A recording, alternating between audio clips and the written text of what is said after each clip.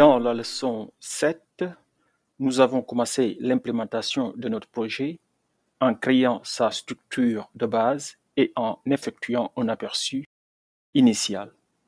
Maintenant, nous allons passer à la personnalisation de notre page d'accueil, c'est-à-dire nous allons modifier le fichier index.qmd. Donc, nous allons lancer notre environnement depuis le terminal. Donc, on va mettre Positron. Et puis, on va le lancer depuis le répertoire courant Udemy Code, qui est notre répertoire de travail. Et puis, vous faites Entrée.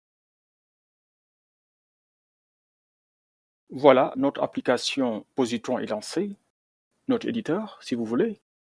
Pour basculer et voir nos fichiers, vous pouvez soit cliquer sur ce bouton-là, si vous voulez, ou bien, si vous voulez, vous pouvez aussi utiliser en fait le raccourci clavier CTRL-B pour aller vite si vous êtes déjà sur votre clavier. Donc là, je fais CTRL-B. Et puis voilà, normalement, là, je suis sur l'espace de gauche où je vois maintenant en fait la liste de tous mes fichiers de projet. Nous allons nous intéresser en premier au fichier index.qmd qui est en fait notre page d'accueil. Donc, vous pouvez cliquer sur ce fichier-là et puis voilà. Et nous voyons très bien le contenu que nous avions vu lors de notre aperçu. Pour commencer, concentrons-nous sur l'entête YAML qui doit être placée au début du fichier index.qmd. Donc, l'entête YAML commence et se termine par 3 tirets, comme vous le voyez. Nous allons d'abord remplir les champs title et subtitle. Donc là, vous voyez par exemple title. Par défaut, c'est le nom de notre projet.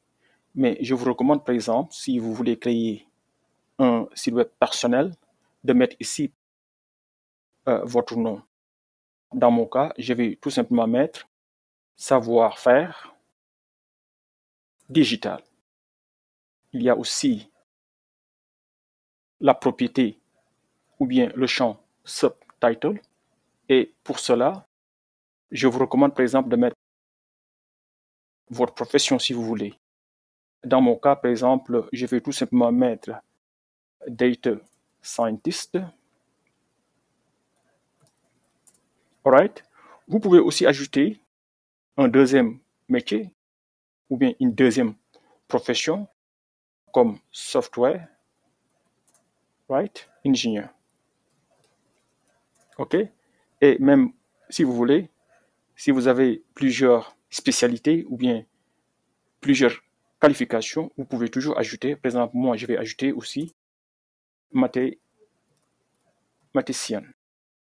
Donc, ces informations-là permettent de définir le titre et le sous-titre. Donc, normalement, le titre, c'est là où vous mettez en fait votre nom. Et pour le sous-titre, je vous recommande de mettre, par exemple, votre profession. Ces deux informations-là permettent de remplir votre nom et votre profession. Maintenant, puisque nous sommes ici dans Positron, il serait bien de voir est-ce que, pour l'instant, ce que nous avons fait est correct.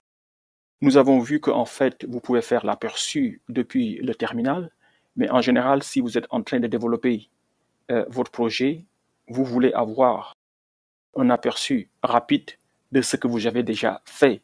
Et pour cela, vous pouvez facilement le faire à l'intérieur même de Positron. Donc là, vous voyez qu'ici, à droite, sous en fait le répertoire Udemy Code, il y a ici un bouton Preview ou bien Ctrl-Shift-K si vous utilisez Windows. Par exemple, dans notre cas, on va cliquer sur le bouton Preview ici. Je clique sur ça.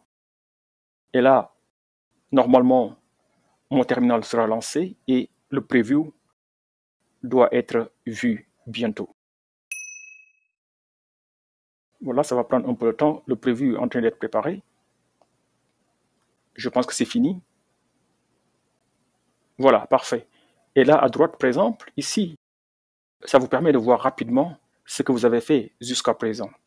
Et vous voyez nettement, par exemple, que ici, mon nom est au-dessus maintenant. OK? Vous le voyez très bien. Savoir-faire digital. Et vous voyez très bien aussi que la profession est juste en bas. Vous voyez bien que ce que nous avons écrit ici, subtitle, nous voyons Data Scientist, Software Engineer and Mathematician. Maintenant, nous allons nous occuper après du contenu qui est là. Autre chose, par exemple, là, vous voyez qu'en fait, l'aperçu, c'est comme si on était dans un navigateur web. On voit la version desktop. Il est aussi possible de voir la version mobile de votre site. Il vous suffit d'utiliser, par exemple, ici votre zoom.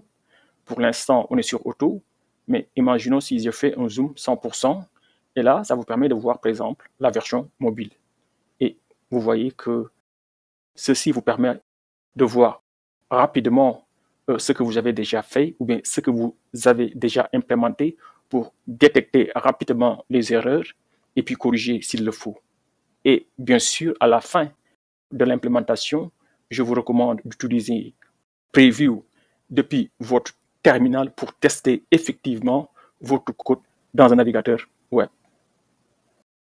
Les personnes intéressées par ce contenu peuvent soutenir notre travail en achetant le cours complet sur la plateforme Udemy. Vous trouverez toutes les informations utiles dans la description de cette vidéo. Merci et à très bientôt.